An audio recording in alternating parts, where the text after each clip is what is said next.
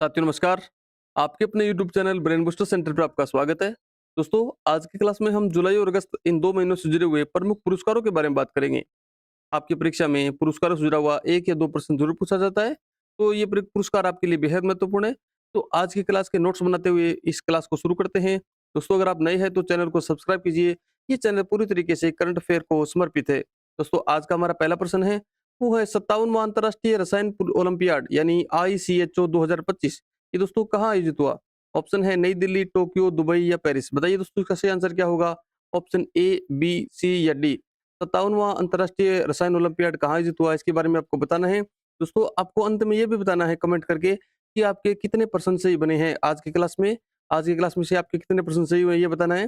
दोस्तों, फिलहाल इसके बारे में बात करते हैं कि 57वां अंतर्राष्ट्रीय रसायन ओलंपियाड है दोस्तों, ये दुबई संयुक्त अरब अमीरात में आयोजित किया गया। ऑप्शन सी इसका सही आंसर हो जाएगा। इसके बारे में थोड़ी सी डिटेल में बात करते हैं। दोस्तों, ये जो ओलंपियाड है ये 5 से 14 जुलाई तक दुबई में आयोजित किया गया। दोस्तों, इसमें 90 देशों के 354 छात्रों ने भाग लिया। इसमें 4 छात्रों की भारत की एक टीम ने भी भाग लिया। भारत ने कुल दोस्तों 2 स्वर्ण और 2 रजत पदक जीत करके और विश्व स्तर पर छठा स्थान हासिल किया। याद रखना है आपको, छठा स्थान हासिल किया। 2 स्वर्ण जीते, 2 रजत जीते और 4 छात्रों की एक प्रतिनिधि टीम ने दोस्तों ये भाग लिया और कुल 90 देशों के 354 छात्रों ने इस ओलंपियाड में भाग लिया। ये बात आपके लिए बेहद महत्वपूर्ण है। पूरी बात को डिटेल में याद रखना है। बात करते हैं अगले सवाल के बारे में। अगला सवाल है दोस्तों, मेरी पंचायत ऐप को 2025 में कौन-सा अवार्ड मिला? मेरी पंचायत एक ऐप है, इसको 2025 में कौन-सा अवार्ड मिला? ऑप्शन है आपके digital India award, WSIS champion award, IT excellence award या global e governance award. Option A, B, C या डी। बताइए दोस्तों इसका सही आंसर क्या होगा? एक बार फिर से देखिए, मेरी पंचायत ऐप को 2025 में कौन-सा अवार्ड मिला? आपको बताना है ऑप्शन ए, बी, सी या डी। कौन-सा इसका सही आंसर होगा? दोस्तों, इसका सही आंसर होगा option B, WSIS champion award. बात करते हैं इसके बारे में डिटेल से। दोस्तों, विशेष एक मोबाइल एप्लीकेशन है मेरी पंचायत। इसको दोस्तों एक्शन लाइव कैटेगरी, एक कैटेगरी कौन सी है? सांस्कृतिक विविधता और पहचान, भाषाई विविधता और स्थानीय कंटेंट। इसके तहत दोस्तों प्रतिष्ठित world summit on information society यानी WSIS यानी world summit on information society prize 2025 दोस्तों दिया गया। और दोस्तों ये किसके द्वारा दिया गया? ये इंटरनेशनल टेलीकम्युनिकेशन यूनियन के द्वारा दिया गया। बात करते हैं अगले सवाल के बारे में। अगला सवाल है दोस्तों, बेस्ट मैजिक क्रिएटर अवार्ड जीतने वाली पहली भारतीय महिला कौन बनी? दोस्तों, ऑप्शन है गीतांजलि श्री, सुहानी शाह, मनिका विश्वकर्मा या हिमा दास। बताइए दोस्तों इसका सही आंसर क्या होगा? बेस्ट मैजिक क्रिएटर अवार्ड जीतने वाली पहली भारतीय महिला कौन बनी? दोस्तों, इसमें से इसका सही आंसर बताना है आपको। ऑप्शन ए, बी, सी या डी। क्या होगा इसका सही answer? Best magic creator award 2025। बताइए दोस्तों इसका सही आंसर क्या होगा? इसका सही आंसर होगा दोस्तों ऑप्शन बी, सुहानी शाह। इसके बारे में बात करते हैं। सुहानी शाह का जन्म दोस्तों उदयपुर राजस्थान में हुआ और ये मारवाड़ी परिवार से बिलोंग करती है। और दोस्तों ये एक महिला जादूगर है और मेंटलिस्ट भी है। ये आपके मेंटल में या दिमाग में क्या चल रहा है इसके बारे में गैस करने में विख्यात है दोस्तों। काफी इसके शो वगैरह आपने देखे होंगे यूट्यूब पर। दोस्तों, इसे जादू की दुनिया का ऑस्कर कहा जाने वाला FISM अवार्ड जीता इन्होंने, जिसे वर्ल्ड चैंपियनशिप ऑफ मैजिक कहा जाता है। दोस्तों, आगे बात करते हैं अगले सवाल के बारे में। अगला सवाल है दोस्तों, गीतांजलि श्री को, जो आप फोटो देख रहे हैं गीतांजलि श्री, गीतांजलि श्री को 2025 में कौन सा अंतर्राष्ट्रीय साहित्यिक पुरस्कार मिला? बताना है। ऑप्शन है दोस्तों Booker prize, pen translate award, Sahitya Akademi award या Goldman award. Option A, B, C या डी। क्या होगा इसका सही आंसर दोस्तों? बताइए, गीतांजलि श्री को 2025 में कौन सा अंतर्राष्ट्रीय साहित्यिक पुरस्कार मिला? बताना है आपको। ऑप्शन है Booker prize, pen translate award, Sahitya Akademi, golden man award. बताइए दोस्तों इसका सही आंसर क्या होगा? ऑप्शन ए, बी, सी या डी। बताइए दोस्तों इसका सही आंसर क्या होगा? इसका सही आंसर होगा दोस्तों option B, pen translate award. बात करते हैं इसके बारे में, ये क्या है? दोस्तों, भारत की एक महिला लेखिका है गीतांजलि श्री। इनको किताब वंस एलिफेंट लिव्ड हियर, इसके लिए पेन ट्रांसलेट अवार्ड दिया गया। ट्रांसलेट का मतलब दोस्तों इन्होंने एक किताब को दूसरी किताब के अंदर अनुवादित किया। ये किताब कौन सी थी? One elephant lived here. इसको दोस्तों हिंदी भाषा में इन्होंने अनुवाद किया। इसके लिए मानवाधिकार संगठन है एक इंग्लिश पेन, इन्होंने कुल 11 चित्रों की 13 भाषाओं के ध्यान दीजिएगा, 11 चित्रों की 13 भाषाओं में रची गई 14 किताबों को अवार्ड के लिए चुना। इनमें से गीतांजलि श्री भी, जो कि भारत की लेखिका है, ये एक सम्मानित लेखिका है, हिंदी उपन्यासकार है दोस्तों, इनको भी ये अवार्ड दिया गया। दोस्तों, ये प्रसिद्ध कब हुई थी? इनका एक उपन्यास था रेत समाधि, टॉम्ब ऑफ सैंड, रेत समाधि। इसके लिए 2022 में इंटरनेशनल बुकर पुरस्कार इन्हें मिला था। उसके बाद से ये महिला है, ये लेखिका है, ये चर्चा में थी। बात करते हैं अगले सवाल के बारे में। अगला सवाल है दोस्तों, संसद रत्न पुरस्कार 2025 कितने सांसदों को दिया गया? संसद रत्न पुरस्कार 2025 कितने सांसदों को दिया गया? ऑप्शन है 15, 16, 17 या 18। बताइए दोस्तों इसका सही आंसर क्या होगा? संसद रत्न पुरस्कार है दोस्तों, ये डॉक्टर एपीजे अब्दुल कलाम के द्वारा शुरू किए गए ये सांसदों के अंदर भी एक कंपटीशन की भावना हो, इनके अंदर काम करने की जो क्षमता है वो एक एक दूसरे से आगे बढ़कर काम करने की क्षमता विकसित हो, इसके लिए संसद रत्न पुरस्कार दिए गए। दोस्तों ये डॉक्टर एपीजे अब्दुल कलाम के द्वारा शुरू किए गए थे जब वो राष्ट्रपति थे। तो बताइए आपको बताना है संसद रत्न पुरस्कार 2025 कितने सांसदों को दिया गया? ऑप्शन है 15, 16, 17 या 18। इसका सही आंसर है दोस्तों ऑप्शन सी 17 सांसदों को दिया गया। इसके बारे में बात करते हैं दोस्तों, संसद रत्न पुरस्कार की शुरुआत 2010 में होती है।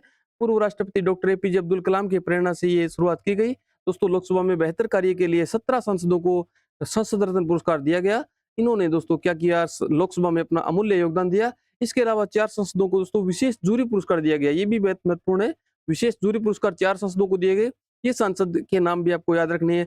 हालांकि आपको पता है 17 सांसदों के नाम हम याद रखने में थोड़ा सा असहज महसूस करते हैं, लेकिन इन 4 के तो नाम आपको याद रखने ही है। भर्तृहरि मेहताब भाजपा से है और एन.के. प्रेमचंद्रन आरएसपी से है और एनसीपी से है सुप्रिया सुले और श्रीरंग आपा बारणे ये शिवसेना से है। इन 4 सांसदों को दोस्तों विशेष जूरी पुरस्कार दिया गया। बात करते हैं अगले सवाल के बारे में। अगला सवाल है दोस्तों, प्रधानमंत्री मोदी ने 2025 में कौन सा नया वैश्विक पुरस्कार शुरू किया है?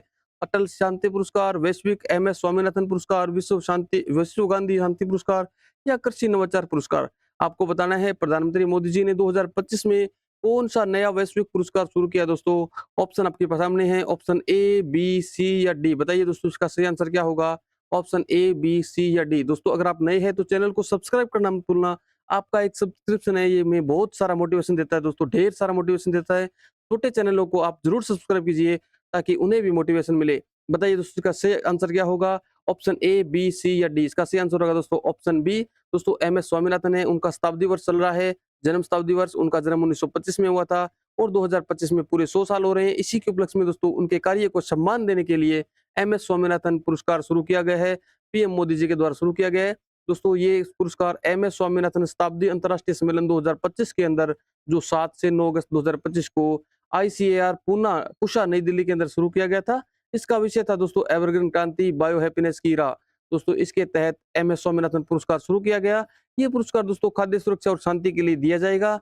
इसकी घोषणा दोस्तों एमएस स्वामीनाथन शताब्दी अंतर्राष्ट्रीय सम्मेलन में मोदी जी ने की। और प्रथम पुरस्कार दोस्तों किसको मिला? ये एडमिला एडनले, डॉक्टर एडमोला एडनले जो कि नाइजीरिया के वैज्ञानिक, इन्हें मिला।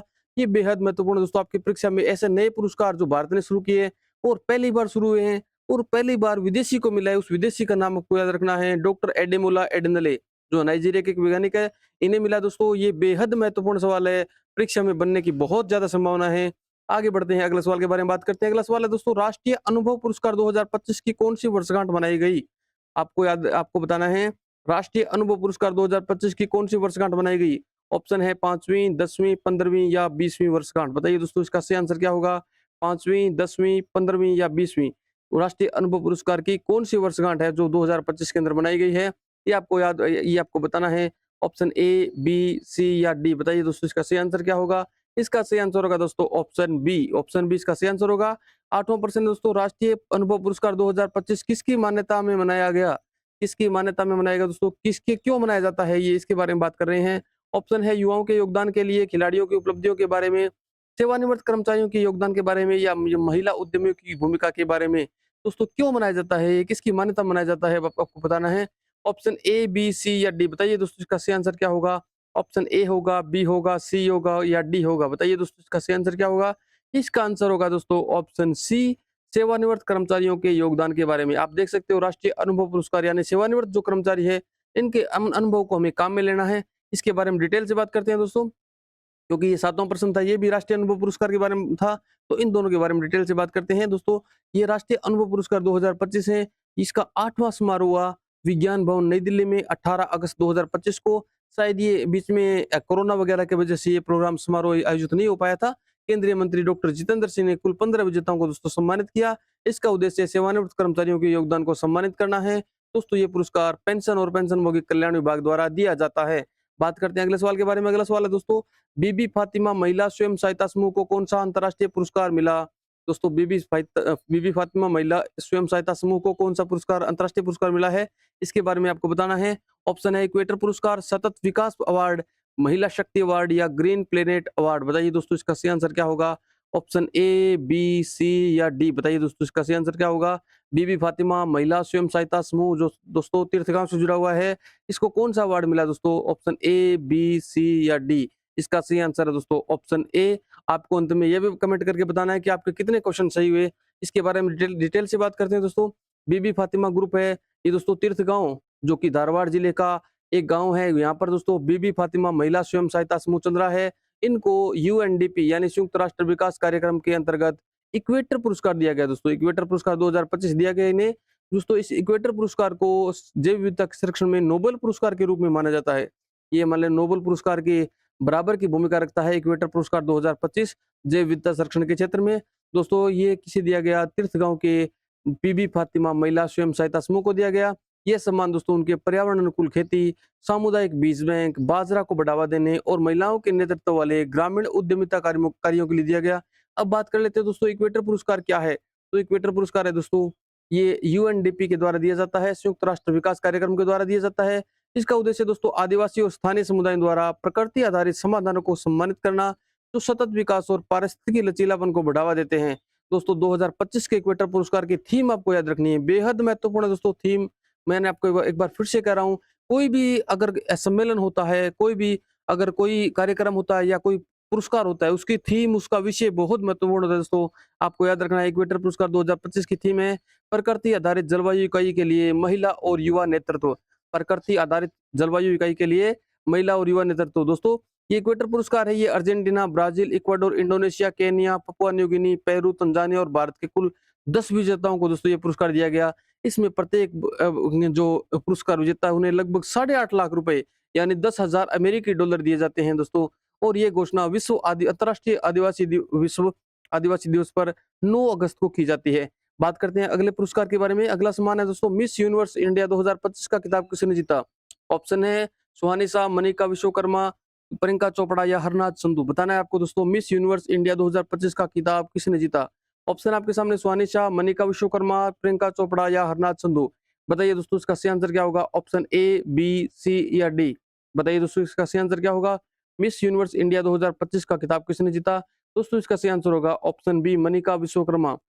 दोस्तों जयपुर के अंदर एक शो आयोजित हुआ, उसके अंदर गंगानगर जिले की मॉडल मनिका विश्वकर्मा को दोस्तों मिस यूनिवर्स इंडिया 2025 का ताज पहनाया गया। इस जीत के साथ ही दोस्तों थाईलैंड के अंदर जो 74वीं मिस यूनिवर्स प्रतियोगिता होगी तो वैश्विक लेवल पर होगी, वहां पर भारत का प्रतिनिधित्व करेगी मनिका विश्वकर्मा। दोस्तों 74वीं होगी वो, ध्यान रखना है आपको ये भी। 74वीं मिस यूनिवर्स प्रतियोगिता होगी, उसमें भारत का प्रतिनिधित्व करेगी कौन दोस्तों? मनिका विश्वकर्मा, ये बात आपको ध्यान रखनी है। और मिस यूनिवर्स इंडिया 2025 का खिताब किसने जीता ये आपको ध्यान रखना है, मनिका विश्वकर्मा। 2-3 बार पढ़ोगे, 4 बार पढ़ोगे, पता नहीं कितनी बार तो मैंने पढ़ा दिए, 3-4 बार मैंने पढ़ा दिया दोस्तों, तो आपको याद रह जाएगा, ऐसा कुछ नहीं है। और इससे पहले भी दोस्तों जो 74वीं मिस यूनिवर्स प्रतियोगिता होगी वो थाईलैंड के अंदर आयोजित होगी, ये बात भी आपको ध्यान रखनी है। और दोस्तों वैश्विक लेवल पर भारत की लगभग ये 3 महिलाएं हैं, ये खिताब जीत चुकी है। सुष्मिता सेन जो 1994 में 1994 में मिस यूनिवर्स का खिताब जीतने वाली पहली भारतीय महिला थी। उसके बाद लारा दत्ता 2000 में और हरनाथ संधू है वो 2021 में ये खिताब जीत चुकी है। बात करते हैं आगे अगले सवाल के बारे में। अगला सवाल है दोस्तों इसरो प्रमुख V Narayanan, doctor V Narayanan को कौन सा पुरस्कार मिला? देखिए दोस्तों इसरो प्रमुख डॉक्टर वी नारायणन को कौन सा पुरस्कार मिला? ऑप्शन है पद्म विभूषण, जीपी बिड़ला मेमोरियल पुरस्कार, भटनागर पुरस्कार या नेहरू विज्ञान पुरस्कार। बताइए दोस्तों इसका सही आंसर क्या होगा? Option A, B, C, D कौन सा होगा दोस्तों इसका सही आंसर बताइए आप। इसरो प्रमुख है डॉक्टर वी नारायणन। ये भी एक प्रश्न बनता है कि इसरो के प्रमुख कौन है? फिलहाल वो है डॉक्टर वी नारायणन। इनको कौन सा पुरस्कार मिला है दोस्तों? इसका सही आंसर है option B, GP Birla memorial पुरस्कार। इसके बारे बात कर लेते हैं दोस्तों। भारतीय अंतरिक्ष अनुसंधान संगठन यानी इसरो के वर्तमान अध्यक्ष और अंतरिक्ष विभाग के सचिव हैं डॉक्टर वी नारायणन। इनको दोस्तों 2025 का प्रतिष्ठित जीपी बिड़ला मेमोरियल अवार्ड दिया गया है। आप देख सकते हो फोटो के अंदर दोस्तों, ये पुरस्कार भारत के प्रमुख वैज्ञानिक सम्मानों में से एक है जो विज्ञान, शिक्षा और संस्कृति के क्षेत्रों में गहरा प्रभाव और अपनी कार्य से छाप छोड़ने वाले व्यक्तियों को दिया जाता है। दोस्तों बात कर लेते हैं इस पुरस्कार के बारे में। दोस्तों जीपी बिड़ला मेमोरियल अवार्ड है वो प्रसिद्ध उद्योगपति और समाजसेवी घनश्याम दास बिड़ला की स्मृति में दिया जाता है दोस्तों। ये सम्मान जीपी बिड़ला पुरातत्वीय खगोल विज्ञान और वैज्ञानिक संस्थान द्वारा प्रदान किया जाता है। इसकी अध्यक्षता दोस्तों निर्मला बिड़ला करती है। निर्मला बिड़ला। यह पुरस्कार दोस्तों विज्ञान, शिक्षा, खगोल शास्त्र और जनसेवा के उत्कृष्ट जनसेवा के क्षेत्र में उत्कृष्ट योगदान देने वाले राष्ट्रीय और अंतर्राष्ट्रीय हस्तियों को दिया जाता है। दोस्तों इससे पहले भी कई वैज्ञानिकों या यूँ कहूँ विज्ञान के क्षेत्र में कार्य कर रहे लोगों को मिल चुका है। तो विज्ञान के क्षेत्र में किस-किस को ये मिल चुका है पुरस्कार, ये देखिए दोस्तों, ये डॉक्टर वेंकटरमण रामकृष्णन, जो केमिस्ट्री के क्षेत्र में नोबेल पुरस्कार मिला था इन्हें, इनको भी मिल चुका है दोस्तों। प्रोफेसर जोगेश पाटी, इन्हें सैद्धांतिक फिजिक्स के क्षेत्र में मिल चुका है। डॉक्टर एपीजे अब्दुल कलाम को भी, जो भारत के पूर्व राष्ट्रपति थे, इनको भी दोस्तों ये पुरस्कार मिल चुका है। और डॉक्टर कस्तूरी रंगन, जो इसरो के पूर्व अध्यक्ष रह चुके हैं, उनको भी ये पुरस्कार मिल चुका है। बात करते हैं अगले सवाल के बारे में। अगला सवाल है दोस्तों, कुमार मंगलम बिड़ला, इनको 2025 में किस पुरस्कार से सम्मानित किया गया? कुमार मंगलम बिड़ला को 2025 में किस पुरस्कार से सम्मानित किया गया? ऑप्शन है Padma Vibhushan, यूएसआईएसपीएफ global leadership award, या Asian business leadership award, international trade award. बताइए दोस्तों इसका सही आंसर क्या होगा? ऑप्शन ए, बी, सी या डी। बताइए इसका सही आंसर क्या होगा दोस्तों? कुमार मंगलम बिड़ला को 2025 में कौन सा अवार्ड मिला?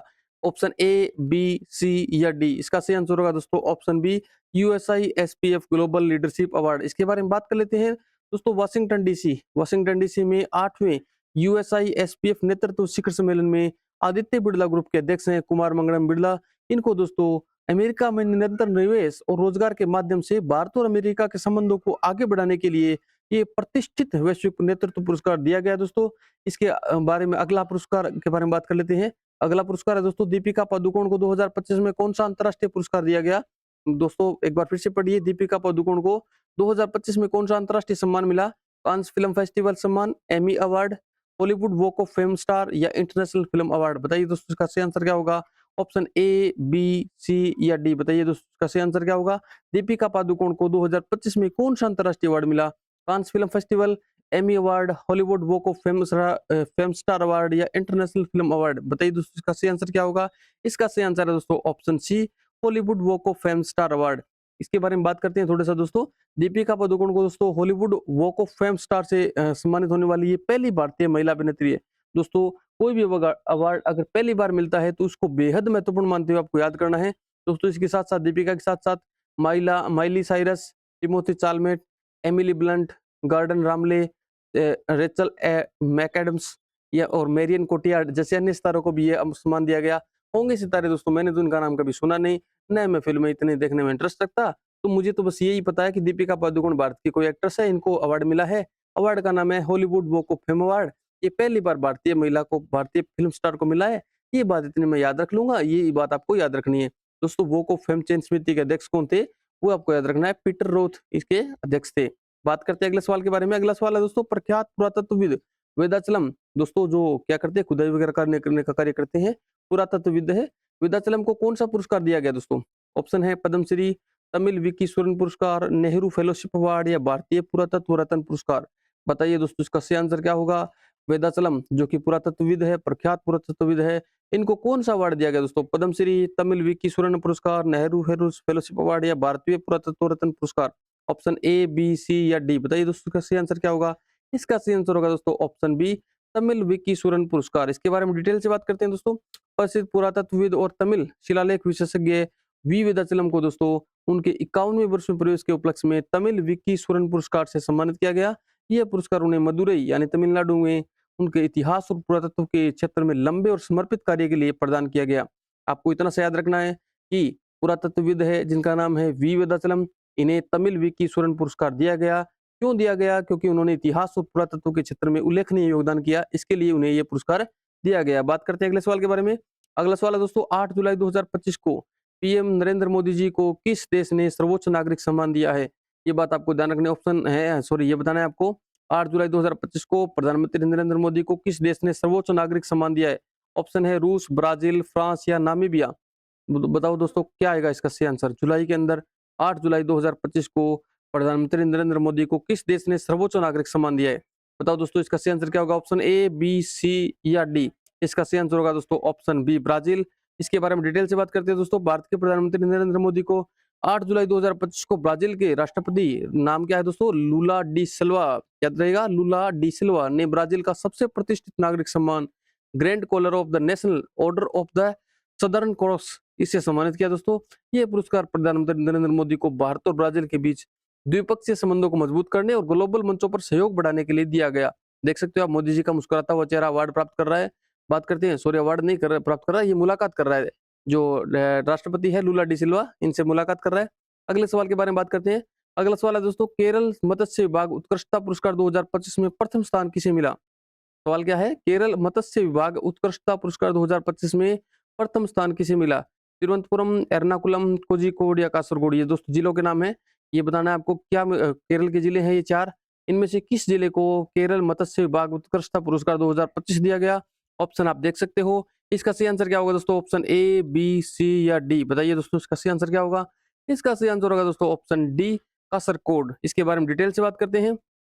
दोस्तों केरल मत्स्य विभाग ने कासरगोड जिले को मत्स्य विभाग उत्कृष्टता पुरस्कार 2025 से सम्मानित किया। कासरगोड जिले ने मत्स्य पालन को बढ़ावा देने के लिए स्थानीय समुदाय की भागीदारी सुनिश्चित की और आधुनिक तकनीकों का उपयोग कर मत्स्य उत्पादन में उल्लेखनीय प्रगति हासिल की।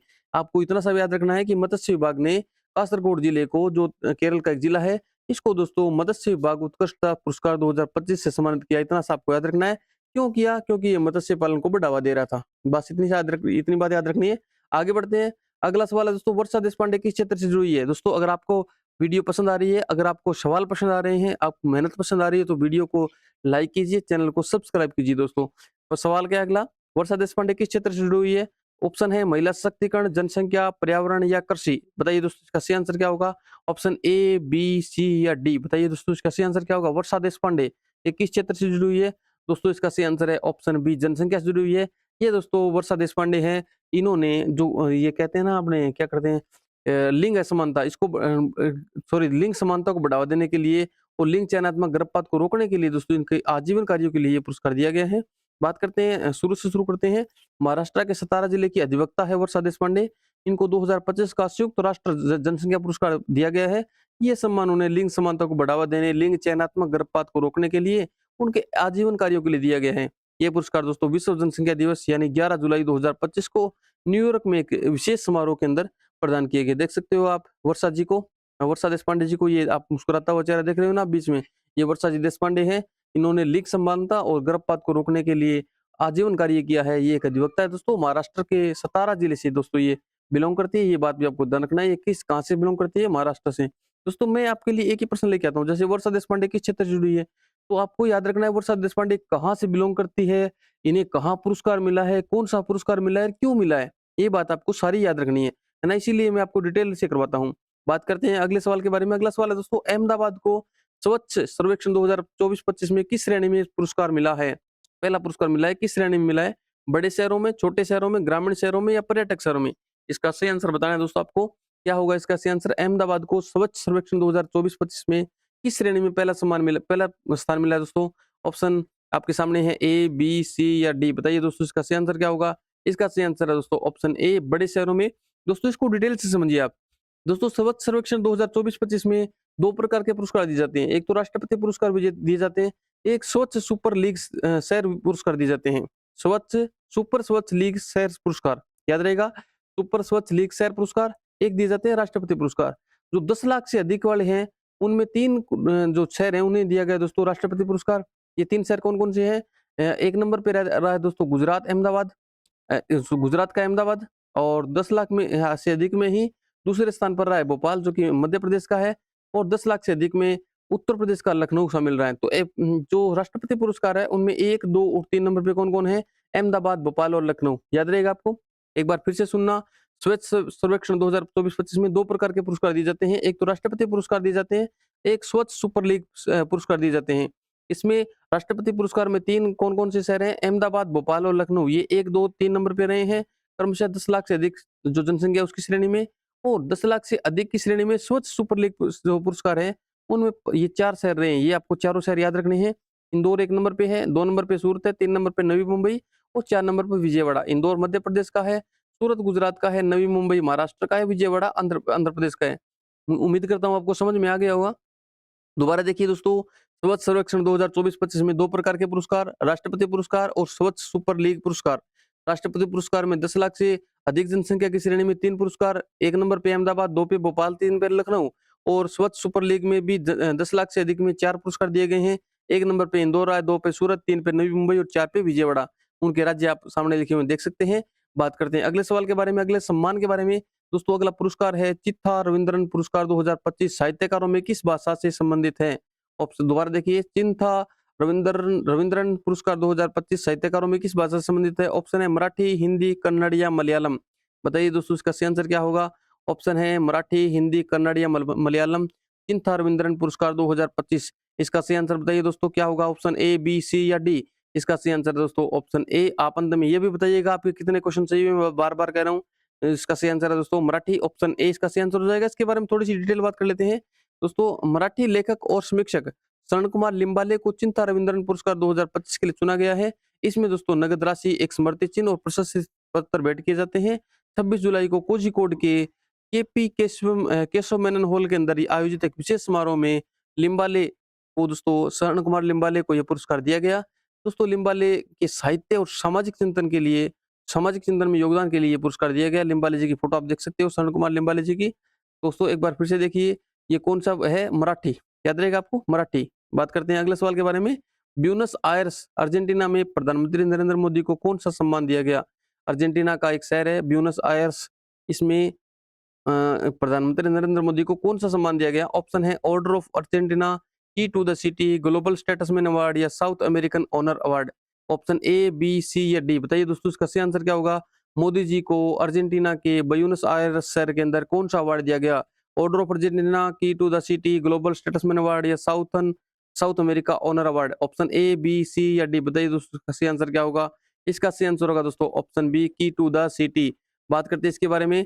मोदी जी को अर्जेंटीना की राजधानी ब्यूनस आयर्स में 2 दिवसीय आधिकारिक यात्रा के दौरान की टू द सिटी यानी शहर की चाबी सम्मान प्रदान किया गया। दोस्तों ब्यूनस आयर्स शहर सरकार के प्रमुख जॉर्ज मैक्री ने मोदी जी को यह सम्मान दिया। दोस्तों ब्यूनस आयर्स शहर है, इसके प्रमुख है जॉर्ज मैक्री, इन्होंने यह सम्मान दिया। दोस्तों इस फोटो के बारे में मैं पहले बता चुका हूँ, शायद मैंने वो गलत इन्फॉर्मेशन दे दी, इसके लिए मैं क्षमा प्रार्थी हूँ। आप उसके तो छोटा भाई, बड़ा भाई, छोटी बहन, बड़ी बहन, कुछ भी कोई सब है ना, सब बंदे मेरे को ना, इसके लिए मेरी भूल को लिए मैं क्षमा प्रार्थी हूँ आपसे। इस फोटो के बारे में मुझे डिटेल में पता नहीं था, मैंने इसके बारे में क्या बोल दिया, तो इसके लिए आप इस बात को इग्नोर कर देंगे कि मैंने उसके बारे फोटो के बारे में क्या बोला था। बात करते हैं अगले सवाल के बारे में। अगला सवाल है दोस्तों, नासा प्रतियोगिता 2025 में शीर्ष पुरस्कार किस स्कूल ने जीता? नासा प्रतियोगिता हुई थी 2025 में, इसमें पहले स्थान पर कौन सा स्कूल रहा था दोस्तों? Delhi public school, Doon school, SRN Mehta school, La Martiniere school. बताइए दोस्तों इसका सही आंसर क्या होगा? ऑप्शन ए, बी, सी या डी? नासा प्रतियोगिता 2025 पुरस्कार किसने जीता? ऑप्शन ए, बी, सी या डी? बताइए दोस्तों इसका सही आंसर क्या होगा? इसका सही आंसर है दोस्तों option C, SRN Mehta school. बात करते हैं इसके बारे में डिटेल से। दोस्तों भारत के कुलबर्गी में स्थित एसआरएन मेहता सीबीएसई स्कूल को NASA NSS space settlement design प्रतियोगिता 2025 में कक्षा 8वीं श्रेणी के लिए प्रथम पुरस्कार से सम्मानित किया गया। विजेता टीम को दोस्तों अंतर्राष्ट्रीय अंतरिक्ष विकास सम्मेलन में भाग लेने के लिए आमंत्रित किया गया है, जो 19 से 22 जून 2025 में आयोजित हुई। कहाँ पे? फ्लोरिडा, यूएसए में आयोजित हुई। बात करते हैं अगले सवाल के बारे में। दोस्तों अगला सवाल है, हेम बहादुर मल्ल पुरस्कार किस देश का है? हेम बहादुर मल्ल पुरस्कार किस देश का है? ऑप्शन है भारत, नेपाल, भूटान या श्रीलंका। आपको बताना है हेम बहादुर मल्ल पुरस्कार किस देश का है। ऑप्शन है आपके पास भारत, नेपाल, भूटान या श्रीलंका। बताइए दोस्तों इसका सही आंसर क्या होगा? ऑप्शन ए, बी, सी या डी? बताइए दोस्तों क्या होगा इसका सही आंसर? इसका सही आंसर है दोस्तों ऑप्शन बी, नेपाल। बात करते हैं इसके बारे में डिटेल से। दोस्तों पूर्व प्रधान न्यायाधीश कल्याण श्रेष्ठ को काठमांडू में आयोजित एक विशेष समारोह में हेम बहादुर मल्ल पुरस्कार 2025 सम्मानित किया गया। किसे दिया गया दोस्तों? कल्याण श्रेष्ठ, जो सुप्रीम कोर्ट के न्यायाधीश रह चुके हैं, इन्हें काठमांडू के अंदर दिया गया दोस्तों। यह पुरस्कार नेपाल में न्यायिक नेतृत्व, सुखद शासन प्रणाली और कानूनी सुधारों के क्षेत्र में उनके उल्लेखनीय योगदान के लिए दिया गया। दोस्तों यह समारोह नेपाल लोक प्रशासन संघ और साल्ट ट्रेडिंग कॉर्पोरेशन के द्वारा संयुक्त रूप से आयोजित किया गया था। यह पुरस्कार साल्ट ट्रेडिंग कॉर्पोरेशन के संस्थापक हेम बहादुर मल्ल के नाम पर दिया जाता है। तो याद रहेगा आपको, हेम बहादुर मल्ल पुरस्कार कहाँ से संबंधित है दोस्तों? ये नेपाल से संबंधित है। बात करते हैं अगले पुरस्कार के बारे में। अगला पुरस्कार है दोस्तों, कलिंग रत्न पुरस्कार किस राज्य से जुड़ा हुआ है? ऑप्शन है पश्चिम बंगाल, उड़ीसा, तमिलनाडु या आंध्र प्रदेश। इसका सही आंसर क्या होगा दोस्तों? कलिंग रत्न पुरस्कार किस राज्य से जुड़ा हुआ है? ऑप्शन है पश्चिम बंगाल, उड़ीसा, तमिलनाडु या आंध्र प्रदेश। आपको बताना है क्या होगा इसका सही answer? Option A, B, C या डी? बताइए दोस्तों इसका सही आंसर क्या होगा? इसका सही आंसर होगा दोस्तों ऑप्शन बी, ओडिशा। इसके बारे में डिटेल से बात करते हैं दोस्तों। कलिंग रत्न पुरस्कार सरला साहित्य संसद के द्वारा प्रतिवर्ष उन व्यक्तियों को दिया जाता है जिन्होंने शिक्षा, साहित्य, संस्कृति या सार्वजनिक सेवा क्षेत्र में महत्वपूर्ण योगदान दिया हो। दोस्तों 2024 में यह सम्मान धर्मेंद्र प्रधान को दिया गया। क्यों दिया गया? शैक्षणिक सुधारों में प्रतिबद्धता और भारतीय भाषाओं को सशक्त बनाने के लिए दिया गया। दोस्तों यह पुरस्कार समारोह सरला साहित्य संसद के द्वारा आयोजित 15वीं शताब्दी की प्रख्यात ओडिशा की एक कवि थी दोस्तों सरला दास, उनकी 600वीं जयंती के समारोह के अवसर पर आयोजित किया गया। इसमें धर्मेंद्र प्रधान को 2024 का सम्मान दिया गया। बात करते हैं अगले पुरस्कार के बारे में। अगला पुरस्कार से दोस्तों वो 71वां राष्ट्रीय फिल्म अवार्ड है। वो दोस्तों किसे दिया गया इसके बारे में डिटेल से सिर्फ थ्योरी है, ये आपको देखना है ध्यान से। कि बेस्ट एक्टर का अवार्ड दोस्तों शाहरुख खान को जवान फिल्म में कार्य के लिए दिया गया, विक्रांत मैसी को 12वीं फेल के लिए दिया गया। 12वीं फेल क्या है दोस्तों? 12वीं फेल एक फिल्म है। इनके लिए विक्रांत मैसी को और जवान फिल्म में उनके शाहरुख खान को दोस्तों ये फिल्म राष्ट्रीय फिल्म अवार्ड दिया गया, बेस्ट एक्टर का अवार्ड। और बेस्ट एक्ट्रेस का अवार्ड दोस्तों रानी मुखर्जी को उनकी film Mrs Chatterjee versus Norway इसके लिए दिया गया। दोस्तों राष्ट्रीय मूल्यों को प्रोत्साहित करने वाली फिल्म के रूप में सेम बहादुर फिल्म को चुना गया। तो आपको बताना है कितने परसेंट आपके सही हुए, इसमें से लगभग 23-24% थे। इसमें आपको कमेंट करके बताना है। दोस्तों आप चैनल को सब्सक्राइब करना मत भूलना, सब्सक्रिप्शन की कोई फीस नहीं है, आपके सब्सक्राइब करने से हमें मोटिवेशन मिलता है। थैंक यू दोस्तों, वीडियो को लाइक कीजिए, चैनल को सब्सक्राइब कीजिए और दोस्तों के साथ शेयर कीजिए। Thank you.